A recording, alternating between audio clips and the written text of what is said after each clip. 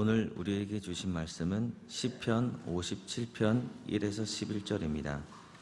찾으신 후 저와 여러분이 한 절씩 교독하신 후 마지막 절은 다 함께 합독하시겠습니다. 시편 57편 1절에서 11절입니다. 제가 먼저 봉독하겠습니다. 하나님이여 내게 은혜를 베푸소서, 내게 은혜를 베푸소서. 내 영혼이 주께로 피하되 주의 날개 그늘 아래에서 이 재앙들이 지나가기까지 피하리이다. 내가 지존하신 하나님께 부르짖으며 곧 나를 위하여 모든 것을 이루시는 하나님께로다.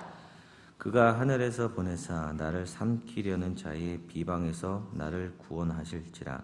하나님이 그의 인자와 진리를 보내시리로다. 내 영혼이 사자들 가운데에서 살며 내가 불사르는 자들 중에 누웠으니 곧 사람의 아들들 중에라.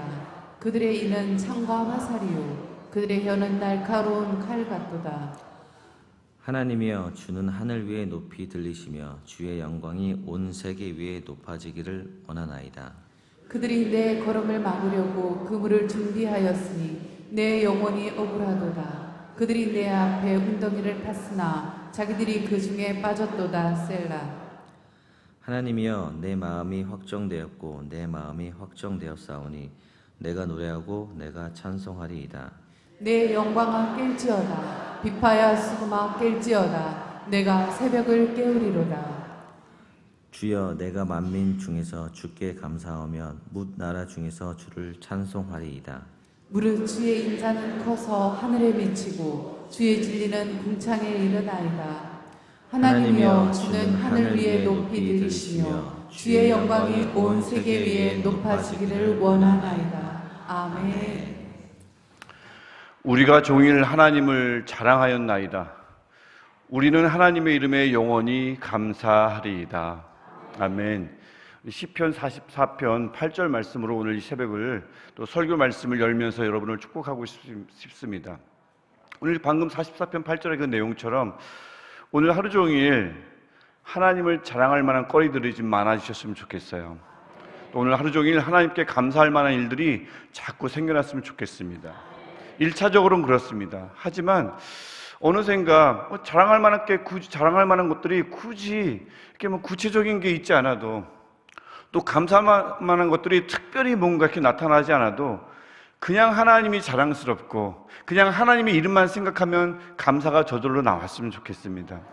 감사거리가 자랑거리가 많은 것도 좋지만 그게 구체적으로 그런 게 특별한 게 없어도 그냥 하나님의 이름만 생각하면 감사가 나오고 그분이 그냥 자랑스럽고 이게 더 큰 은혜가 아닌가 싶습니다. 하나님이 사랑스러워서 그렇겠지요. 오늘 그래서 여러 가지 감사 자랑거리가 많은 축복도 있으면 좋겠지만 특별히 별다른 게 없어도 그냥 하나님이 자랑스러운, 하나님이 감사한 이런 은혜가 저와 여러분에게 충만한 오늘 하루가 되시기를 축복합니다. 오늘 담임 목사님이 어제까지 분명히 설교하시고 어제 제자훈련까지 마치셨거든요. 제가 어제 12개 제자훈련을 졸업했는데 어제 굉장히 몸이 좀 사실은 그렇게 좀 편치 않은 상태셨는데 그 모든 일정을 그 사역을 다 감당하시고 이제 오늘 좀 회복을 위해서 좀 쉬고 계신 중입니다. 그래서 오늘은 좀 쉬고 계시니까 혹시 또 오늘 월요일부터 우리 담임 목사님의 설교로 말씀으로 일주일을 살아가려고 작정하셨던 분들, 특별히 영상으로 보고 계신 분들, 아니네, 에이, 영상으로 보시는 분들의 장점이죠. 이 현장에 오신 분들은 아니냐고 돌아갈 수가 없잖아요. 근데 이제 영상을 싹 돌려버리면 되니까 그러면 선한목자교회, 분당 우리교회 막 나오잖아요. 좋죠. 담임 목사님께서 오늘은 좀 쉬시고 내일은 분명히 이곳에 서서 설교하실 줄 믿습니다. 저는 이상하게 그런 확신이 들어요.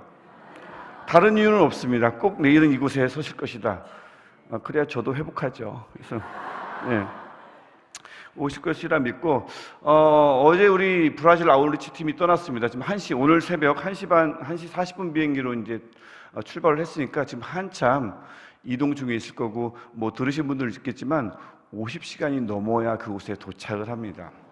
그러니까 우리의 현지 시간, 우리의 한국 시간으로 수요일은 돼야 그곳에 도착한다는 말도 안 되는 거리인 거예요. 여러분들의 기도가 꼭 필요하고, 또 내일은 우리 튀르키예 팀이 내일 도착합니다.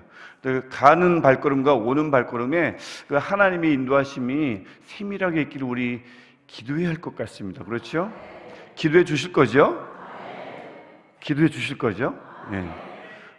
싫어요 하면, 한 분이라도 싫어요 하면 어떨까? 뭐 그런 걱정이 들었는데, 예, 한 마음으로 같이 기도해 주실 거라 생각해서 말씀해 주셔서 감사합니다. 오늘 저희가 함께 읽은 오늘 본문은 시편 57편입니다. 왜 57편이냐면 지난번에 56편을 했기 때문에 57편입니다. 시편은 신약에서 가장 많이 인용되는 구약 중에 하나입니다. 이사야와 시편이 굉장히 가장 많이 인용되는 구약이죠. 그 말은 뭐냐면 신약, 즉 신약의 그 배경이 되는 교회 교인들이 가장 많이 읽고 가장 많이 의지했던 책이 시편이라는 방증이기도 합니다. 신앙을 다시 다잡고 싶을 때, 이상하게 내가 좀 흔들릴 때, 감사할 만한 것들이, 자랑할 만한 것들이 많은데도 감사가 나오지 않고 자랑이 안 나올 때 시편을 자꾸 읽어가면서 내 마음을 가지런히 정리하고 내 신앙을 정리했던 책 중에 하나가 시편이라는 얘기죠. 그만큼 시편은 굉장히 1세기에 초대교회 안에서 굉장히 중요했던 책이라고 볼 수 있습니다. 시편 57편도 당연히 그래서 마찬가지인 거죠. 제가 지금 목소리가 조금 평상시와는 좀 다르죠. 제가 지난주 치유 집회 때 살짝 무리를 냈더니 갑자기 목소리가 조금 약간 허스키해졌습니다. 일명 이 먹고 들어가는 목소리라고 앵앵거리는 목소리보다는 조금 허스키한 보이스가 똑같은 얘기를 해도 파고들죠. 나름 굉장히 알게 모르게 이상한 곳에서부터 자신감이 막 생기고 그렇습니다. 이 57편에 우리 표제를 혹시 보셨는지 모르겠어요. 1절을 보면 여러분 성경에 파란 글씨 있죠? 그 표제를 보면 뭐라고 되어 있냐면 사울을 피하여 굴에 있던 때에 지은 시라고 되어 있습니다. 파란 글씨로 이렇게 되어 있어요. 블레셋에서 도망가서 결국 동굴에 숨었죠. 이 사울이 계속 추적해 오니까 그때 지은 시가 시편 57편인 겁니다. 동굴에서 지었다. 동굴에서 그 당시 어떻게 불을 켜고 지었을까? 뭐 이런 것들은 저도 잘 모르겠습니다만 지었겠죠. 이렇게 지금 믿고 우리가 들어가는 겁니다. 동굴이라, 여러분 동굴 얼마나 많이 가보셨습니까? 저도 이제 뭐 이스라엘 저번에 성지순례 다녀오면서도 동굴도 가봤고, 제가 어릴 적 살던 곳에서도 동굴이 있었어요. 바위가 막 쌓여있던 곳이 있는데 여름만 되면 그곳에 가서 막 놀았던 기억이 납니다. 굉장히 시원하거든요. 어릴 때는 제가 이제 그런 바위 틈에 있는 그 동굴에서 노는 적이 있고, 또 저는 지금 제가 사는 원룸이 있는데 임시로 사는 원룸이 있죠. 새벽 예배를 또 새벽을 깨우기 위해서 원룸에서 제가 잠깐 이렇게 살고 있지만 제 원룸을 제가 동굴이라고 부릅니다. 왜 그런지 아세요? 거기가요 엄청 시원해요. 제 방이 1층인데 방이 그 안쪽, 그 건물의 안쪽에 배치되어 있거든요. 그 방이. 그래서 그런지 몰라도 제 방에 이제 온도계가 있는데 27도를 절대 넘지 않습니다. 에어컨을 켜지 않아도. 에어컨을 잠깐만 켜면 너무 추워요. 어제도 이제 집에 들어가 봤더니 27도인 거예요. 그래서 제가 동굴이라고 부르고, 또 다른 이유 하나는 전화가 잘 안 터집니다. 안쪽에 있어가지고. 그래서 저 집에 있을 때 전화 오면 너무 신경질 나요. 왜냐면 제가 전화를 받으려면 어떻게 되냐면 창가로 가야 돼요. 이 2023년에 21세기에 제가 창가로 가가지고 전화를 받는 장면을 상상해 보세요. 여보세요? 안 들린다고 자꾸 그러면 창가로 바짝 붙어가지고 전화를 하거든요. 그래서 너무 시원하기도 하고 전화가 안 터져서 그것을 동굴이라고 부르는데, 다윗이 분명히 숨어 있었던 그 동굴, 뭐 제가 살고 있는 동굴과는 좀 전혀 다르겠지만 분명한 것은 사방이 막혀 있겠죠. 주변이 하나도 보이지 않을 것입니다. 암울하죠. 캄캄합니다. 또 싸늘한 기운이 감돌겠죠. 주변만 보이지 않겠습니까? 하늘이 보이질 않아요. 이 사람이 주변이 보이지 않고 꽉 막혀 있고 하늘이 보이지 않으면 얼마나 답답할 거야 아시죠? 그런 곳에서 지금 다윗이 갇혀 있고 숨어 있고, 나를 죽이려는 사람들은 어딘가서 나를 찾으려고 막 불을 켜고 다니고 있을 거고, 그런 상황에서 다윗이 지금 이 시를 적었다라는 겁니다. 동굴 속에서 다윗이 이 시를 적으면서 이 동굴과 자신의 처지가 너무나 흡사하다라는 생각을 했을 것 같아요. 그 자신의 암울한 처지, 비참한 처지와 이 동굴과 너무 같다. 그 자신의 그 처지를 3절과 4절을 보면 극명하게 자신의 처지를 보여주는데, 특별히 3절을 보면 그 자신을 죽이려 하는 자를 뭐라고 표현하냐면, 나를 삼키려는 자의 비방에서 나를 구원하실지라, 나를 삼키려는 자라고 표현합니다. 기억하시는지 모르겠습니다. 벌써 2주가 벌써 지났는데 시편 56편에서도 자신을 죽이려는 자들을 삼키려는 자라고 표현을 했었어요. 시편 56편 5절과 6절에서 그 삼키려는 게 과연 무엇인지를 설명해 주었는데 기억나십니까? 안 나시죠? 이 남의 말을 함부로 오해하고 해석하고 이해하는 것이 사람을 꿀꺽 삼키는 것이었습니다. 그게 5절의 얘기입니다.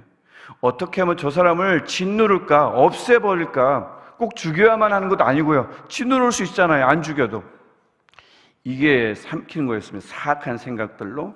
그 다음에 6절을 보면 특히나 실수하지 않나, 뭐 잘못한 것 없나, 숨어서 그를 관찰하고 지켜보는 것, 이게 삼키는 것이었습니다.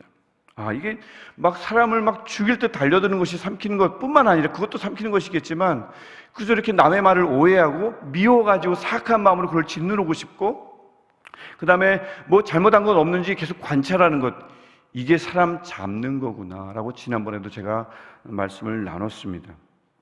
그 사람 삼키는 게 얼마나 다윗에게 무서운지, 그렇게 삼키는 것이 무서운지 오늘 본문의 4절을 보면 그 자기를 삼키는 자들의 이가 뭐라고 보이냐면, 이가 마치 뭐라고 해요? 중간에 창과 화살 같다. 그들의 혀는 날카로운 칼 같다고. 얼마나 그들이 무서워 보였으면 그렇게 표현을 합니다.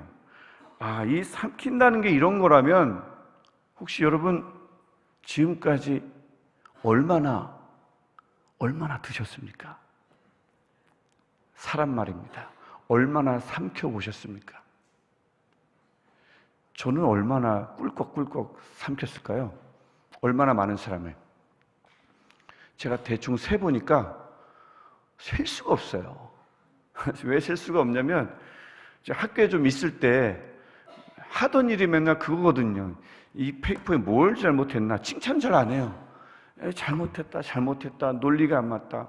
그 다음에 뭐 학교에서만 그런 게 아니고 늘 뭐 잘못을 잡는 게 이게 습관이 되다 보니까 사람도 또 그렇게 자꾸 보는 것 같아요. 제가 이 삼키려는 것이 이런 것들이라고 해석을 하고 저 자신을 잠깐 돌아보니까, 지난 56편 할 때는 안 돌아봤어요. 근데 57편 하면서 제가 보이더라고요. 그래서 가만히 보니까 진짜 배 터지게 먹었어요. 정말 많이 삼켰습니다.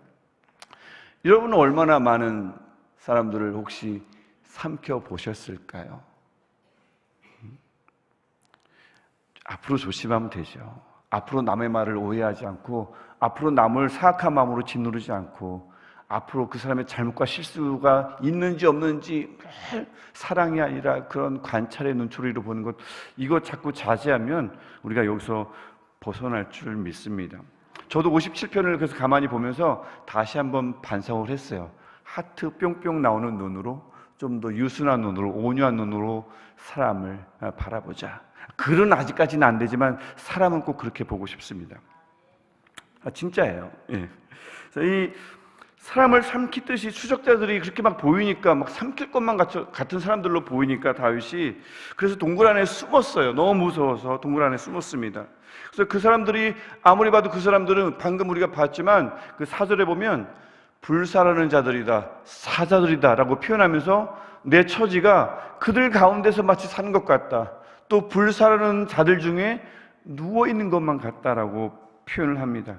하필이면 그들 중에 살고 있고, 하필이면 그들 가운데 누웠어요. 무방비 상태잖아요. 그렇지 않아도 죽이려고 하는데 그 안에 누운 것만 같은 그런 느낌이 다윗에게 들었던 겁니다. 누워있다, 옴짝달싹 못하는 무방비 상태에 있는 것만 같았다는 거죠. 그런데 갑자기 5절에서 다윗이 하나님을 찬양합니다. 5절을 보면 하늘이 분명히 보이질 않는데, 그 다음에 주변이 보이질 않는데, 그곳에서 하늘 위에 하나님이 높이 들리고 주의 영광이 온 세계에 높아지기를 원한다고 다윗이 표현을 합니다. 우리가 읽었죠? 5절을 보면 전혀 하늘도 보이지 않으면서 주변도 보이지 않는데 하늘 위에, 온 세계 위에 하나님을 높입니다. 무슨 일이 갑자기 일어났던 걸까요? 무슨 일이 그새 무슨 일이 일어났길래, 어떤 응답이 있었길래 다윗이 갑자기 하나님을 이렇게 웅장한 표현으로 하나님을 찬양할 수 있었을까요? 하나님 갑자기 뭘 주셨을까요? 우리가 같이 57번을 읽었지만 아무것도 없어요. 유일한 단서는 다윗이 그저 하나님께 부르짖었다 뿐입니다. 1절, 2절이 그겁니다. 우리가 1절을 다시 한번 보십시오. 1절을 보시면 은혜를 베푸소서 내게, 하나님이여 내게 은혜를 베푸소서를 2번 반복합니다. 56편에서는 한 번만 반복했어요. 근데 동굴에 있다 보니 한 번으로는 부족했나 봐요. 그만큼 상황이 절박했나 봅니다. 하나님이여 내게 은혜를 베푸소서를 2번 반복하죠. 그 다윗의 애처로운 마음, 간절한 마음을 이 두 번의 간절한 부르짖음으로 잘 보여주고 있습니다. 그렇죠? 우리가 절박하면 같은 말이 계속 반복되죠. 물에 빠져 죽는데 살려주세요 한 번 하고 가만히 기다린 사람이 어디 있어요? 계속 살려달라고 외치죠. 다윗의 마음이 바로 그런 마음입니다. 2절을 보시면 어떤 하나님께 그렇게 부르짖었을까요? 어떤 하나님께 은혜를 달라고 했을까요? 2절, 내가 지존하신 하나님께 부르짖으며, 지존하신 하나님께 부르짖었습니다. 또 누구에게요? 나를 위하여 모든 것을 이루시는 하나님께, 지존하신 하나님, 나를 위하여 모든 것을 이루시는 하나님께 은혜를 베풀어 달라고 2번 부르짖었습니다. 여러분, 다윗이 한 것은 이것뿐입니다. 우리 57편을 아무리 읽어봐도 하나님께서 용기를 주셨다, 하나님이 샘을 주셨다는 말씀이 없습니다. 그냥 지존하신 하나님, 나를 위하여 모든 것을 이루어주신 하나님께 그냥 부르짖었습니다. 그랬더니 그냥 어느새 변화가 일어난 겁니다. 그래서 찬양이 절로 나온 겁니다. 그래서 하늘도 보이지 않는 상황에서 주는 하늘 위에 높이 들리시며 라고 찬양했던 것입니다. 어쩐지 말이죠. 1절을 가만히 보니까 다윗은 지금 어디로 아까 피신해 있었다고요? 동굴요. 동굴에 피신해 있었는데 분명히 동굴에 갇혀있는 처지인데 우리가 57편 같이 읽었지만 다윗은 57편 1절부터 11절까지 어느 곳에서도 나는 지금 동굴에 있다고 말한 적이 없습니다. 그건 파란 글씨로 적힌 부제에 누군가가 적은 말이죠. 다윗은 나는 지금 동굴에 있다고 말한 적이 없어요. 다윗은 지금 어디에 피신해 있다고 1절에 말합니까? 어디예요? 1절에 주께로 피하되, 그 다음에 어디로 피했다고 합니까? 주의 날개 그늘 아래에서 이 재앙들이 지나기까지 피하리이다, 이렇게 말한 겁니다. 실제로 지금 어디에 있다고요? 실제로 동굴에 있습니다. 음산한 동굴에 있습니다. 하늘이 보이지 않는 곳, 주변이 꽉 막힌 곳, 앞이 보이지 않는 곳, 막막한 곳, 어떻게 살아야 할지 모르는 곳, 동굴에 갇혀 있습니다. 그런데 다윗은 그곳을 주의 날개 그늘 아래라고 그렇게 표현을 합니다. 뭐 했길래요? 은혜를 베풀어 달라고 2번 부르짖은 것밖에 없는데 다윗에게 변화가 일어난 것입니다. 은혜를 베풀어 달라고 했더니 은혜가 임한 겁니다. 순식간에 임한 겁니다. 어떤 은혜요? 동굴이 주의 날개 그늘 아래로 보이는 은혜. 아, 은혜가 별게 아니구나. 내가 지금 있는 곳이 어디든 상관없이 그곳이 주의 날개 그늘 아래로 보이는 것이, 이것이 참으로 큰 은혜임을 오늘 본문이 우리에게 말씀합니다. 이게 은혜인 거죠. 그렇게 은혜를 그가 받으니 4절 우리가 보면, 4절 가만히 보면 자신의 처지만 골몰이 주목하고 있으면 그곳이 마치 정말 동굴 같고 무서운 자들 사이에서 누워있는 것만 같지요. 누워있는 느낌, 누워있다고 분명히 얘기하지 않습니까? 하지만 우리가 8절 같이 다시 한번 읽어볼까요? 8절을 한 목소리로 함께 읽겠습니다. 시작. 내 영광아 깰지어다, 비파야 수금아 깰지어다. 내가 새벽을 깨우리로다. 아멘. 이 말씀을 가만히 보십시오. 내가 지금 누워있겠다는 얘기입니까? 일어나겠다는 얘기입니까? 일어나겠다는 얘기입니다. 새벽을 깨우겠다, 일어나겠다, 하나님 앞에 나가겠다. 여러분과 같이 말입니다. 분명히 자신의 처지만 생각하면, 동굴만 바라보면 누워있는 것만 같은데, 은혜를 베풀어 달라고 했더니 그 동굴이 주의 날개 그늘 아래로 보이고, 누워있는 자신의 처지가 눈에 보이질 않고, 일어나는 그의 자신을 보게 되며 하나님께 새벽을 깨우겠다고 하나님께 고백하는 다윗을 우리가 볼 수가 있습니다. 더 이상 눕지 않고 일어난 자 다윗. 동굴이 아니라, 어둠이 아니라 밝은 아침을 맞이한 자 다윗. 뭐 했기래요? 은혜를 베푸소서 두 번 간구했기 때문에. 지존하신 하나님께, 나를 위하여 모든 것을 이루시는 하나님께 두 번 부르짖었더니 이러한 일들이 일어났던 것입니다. 그리고 나서는 이제 다윗이 하나님을 마음껏 높여드립니다. 우리가 너무나 잘 아는 표현 7절에서 내 마음이 확정되었고 내 마음이 확정되었사오니, 어떤 확정이겠어요? 내가 지금 있는 곳이 주의 날개 그늘 아래라는 것이 확신이 든 거죠. 나를 위해서 모든 것을 이루시는 하나님이 내 마음에 가득 찬 거죠. 하나님이 지극히 존귀하신 분이라는 것이 마음에 깊이 새겨진 것을, 이런 것이 바로 확신되었다. 이 마음을 표현한 것이 내 마음이 확정되었고 내 마음이 확정되었다라고 표현하는 거죠. 그러고 나서 9절에서는 만민 중에서, 온 나라 중에서 주를 찬송한다. 동굴에 있으면서 만민을 노래하고 문나라 가운데서 찬송한다고 이야기합니다. 굉장히 스케일이 커졌죠. 10절을 보면 주의 인자는 커서 하늘에 미친다. 보이지도 않았던 하늘에 미친다고 다시 한번 이야기하고, 주의 진리는 궁창에 미친다라고 얘기합니다. 좁은 곳에 갇혀있는 다윗의 고백이라고 누가 상상할 수 있겠어요? 그곳이 주의 날개 그늘 아래로 보이는 순간 이러한 고백들이 다윗의 입술을 통해서 흘러나왔던 것입니다. 그리고는 11절에서 5절의 고백을 그대로 똑같이 반복하는 모습을 볼 수가 있죠. 이것은 우리가 같이 한번 다시 한 목소리를 함께 읽어볼까요? 하나님이여, 주는 하늘 위에 높이 들리시며 주의 영광이 온 세계 위에 높아지기를 원하나이다. 아멘. 동굴에서 나 자신을 구해달라는 기도 충분히 드릴 수 있었을 텐데, 갑자기 그 동굴을 빠져나온 다윗의 모습이 보이지 않습니까? 궁창이 보이고 하늘이 보이고 무사람들이 보이고 온 세계가 보이는 다윗. 동굴인데 말입니다. 은혜를 베푸소서 두 번 얘기했더니 다윗이 본문에 나와 있지 않지만 분명히 은혜를 받았습니다. 은혜를 받았습니다. 여러분, 예배가 끝나고 돌아가는 곳은 어디입니까? 이 예배가 끝나면 어디로 돌아가십니까? 집으로. 어떤 분들은 직장으로, 집으로 돌아가시죠. 또 어떤 그 집으로 돌아간다는 것은 우리 일상으로 돌아간다는 거고, 내 상황으로, 내 처지로. 우리가 여기 있을 땐 조금 있잖아요. 잊었던 그 상황으로, 처지로 다시 돌아간다는 뜻이기도 하죠. 그 상황, 그 처지, 그것이 직장이든 집이든 형편이 어때요? 어떻습니까? 꼭 캄캄한 동굴이 산속이나 바위 속에만 있는 건 아니죠. 캄캄한 시간이 꼭 해가 져야만 오는 것은 아닙니다.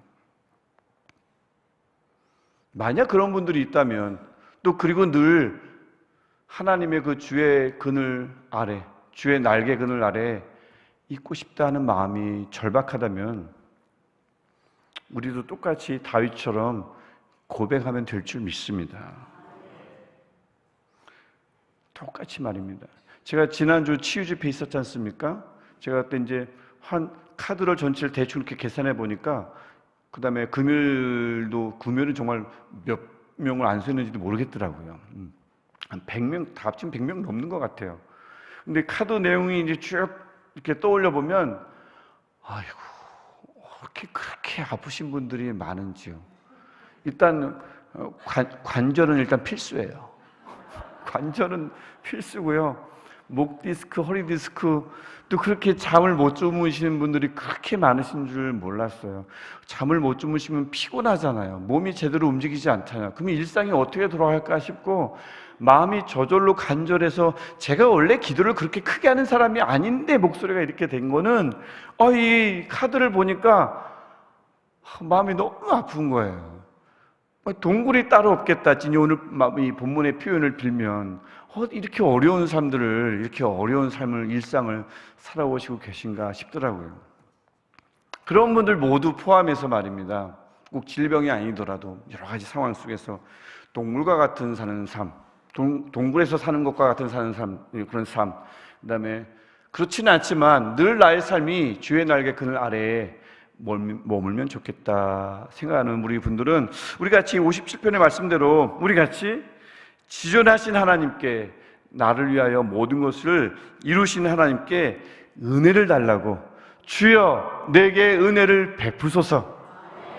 우리 함께 이렇게 고백했으면 좋겠어요. 계신 곳이 어디든, 삶의 처지가 어디든, 정말 동굴과 같을지라도 그곳이 주의 날개 그늘 아래로 보이는 은혜를 내게 주옵소서. 다윗은 여전히 동굴에 있었지만 그곳이 주의 날개 그늘 아래로 보였던 것처럼, 주님, 나는 여전히 동굴에 있을지 몰라도 그곳을 바꿔 주옵소서. 그곳이 바뀌어지지 않더라도 내 눈을 바꿔 주옵소서. 내 눈은 여전히 육으로만 보면 동굴처럼 보이지만 하나님이 은혜를 베푸실 때 그곳이 주의 날개 그늘 아래로 보일 줄 믿습니다. 그렇게 은혜를 달라고 우리가 같이 기도했으면 좋겠고, 그래서 누워있는 것만 같은 삶에서 일어나 쇠임 없고 힘차게 걸어가는 나의 삶이, 우리의 삶이 되게 달라고 우리 같이 기도했으면 좋겠습니다. 우리 같이 그래서 우리 주님을 3번 부르고 기도할 텐데요. 주님, 우리 마음에도 이 다윗의 마음이, 다윗이 받았던 은혜가 우리에게도 가득해서 우리 마음도 확정되게 하옵소서. 우리도 좁은 하나님, 인색하신 하나님이 아니라 광대하심을 벅찬 가슴으로 노래하는 그런 예배자, 찬양하는 사람, 그런 오늘 하루 우리의 일생 되게 달라고, 우리 지존하신 하나님께, 우리의 모든 것을 이루어주시는 하나님께 우리가 그분을, 주님의 이름을 3번 부르고 이 마음으로 함께 하나님을 부르며 기도하겠습니다. 주여, 주여, 주여. 주님, 은혜를 베풀어 주옵소서. 지존하신 하나님, 우리를 위하여 모든 것을 이루어주시는 하나님, 우리에게 은혜를 베풀어 주옵소서. 우리에게 은혜를 베풀어 주옵소서. 동굴이 주의 날개 그늘 아래로 보이는 은혜를 베풀어 주옵소서. 누워있지만 일어날 수 있는 은혜를 주옵소서. 불사르는 하늘 가운데 누워있는 것만 같은 삶에서 새벽을 깨우는 은혜를 주옵소서.